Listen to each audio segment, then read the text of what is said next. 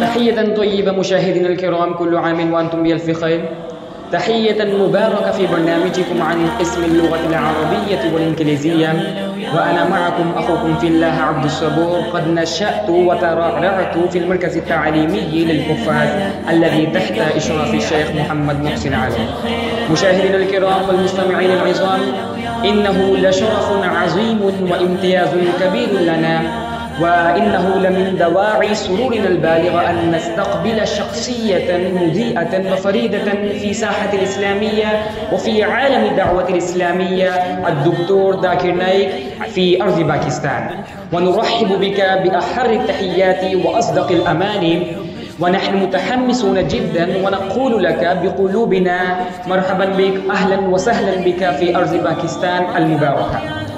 ومشاهدين، الدكتور ذاكر نايك دائما يعد ويعتبر من أبرز الشخصيات والمفكرين في عصرنا الحديث في ساحة الإسلامية وفي عالم الدعوة الإسلامية، وحيث استطاع بفضل علمه الغزير وموهبته الفريدة أن يؤثر في نفوس الكثيرين حول العالم. ولقد نال شهرة وسمعة واسعة بفضل محاضراته الفريدة ومناظرات التي تناولت العديد من القضايا المعاصرة، ومما جعله رمزا للدعوة والعلم والمعرفة في الأوساط الإسلامية. وتتميز محاضراته بالعمق والوضوح، والدكتور ذاكر نايك دائما يستخدم أسلوبا علميا ويعتمد من الأدلة والقرآن والسنة، ومما يساهم في توصيل الرسالة بشكل فعال للجماهير المختلفة. والدكتور دائما يسعى إلى تعزيز الحوار بين الأديان والثقافات المختلفة، ومؤمنا بأن الفهم المتبادل والانفتاح وهو السبيل لتحقيق السلمي وللتعايش السلمي في مجتمعاتنا المعاصرة. ونحن نعلم أن وجودك بيننا ليس زيارة عابرة، بل هو فرصة ثمينة وقيمة بأن نستفيد وللاستفادة من علمك وخبرتك.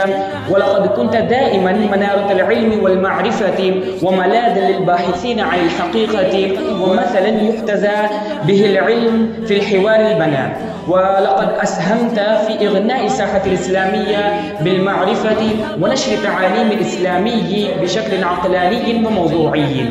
ومن خلال محاضراتك قد قمت بتوضيح كثير من المفاهيم الخاطئة حول الإسلام، ولقد جعلت كثير من الناس يتجهون نحو التعلم والاستفادة من العلوم الشرعية. ونحن في باكستان نحتاج إلى تعزيز الحوار بين الأديان والثقافات المختلفة، ولقد أتيت هنا لتكون جزءا من الحوار، وإن رسالتك تدعو إلى الفهم المتبادل وتعزز من تعايش السلمي بين المسلمين وغيرهم، وهذا ما نحتاجه في عصرنا الحالي. وأهلا بك يا فخر الأمة، جئت تضيء لنا درب الهدى بالعلم والأفكار استطعت، فكنا من نورك مستضيئين. أنت نور ونجم في سماء الفكر، وتضيء لنا الدرب للعالمين، وتنشر الإسلام بين الأعنام، وبصوتك الحق في كل موقف.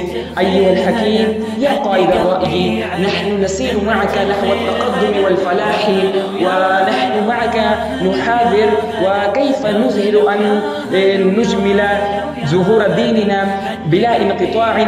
وإننا نأمل أن تثمر زيارتك هذه من العديد من الفعاليات والنقاشات التي تسري الساحة الإسلامية في باكستان، ونحن متشوقون جدا للاستماع إلى محاضراتك القيمة والتي تحمل في طياتها الفريدة والمضيئة ورؤى جديدة وأفكار مبتكرة. ونحن نريد دائما أن نشغل شغف العلم في قلوب الشباب، ونريد أن نشجعهم على البحث. وفي الختام نرحب بكم مرة أخرى الدكتور ذاكر نايك، ونتطلع إلى الفوائد التي ستجلبها هذه الزيارة، ونسأل الله أن يبارك جهودك وأن يجعلها في ميزان حسناتك.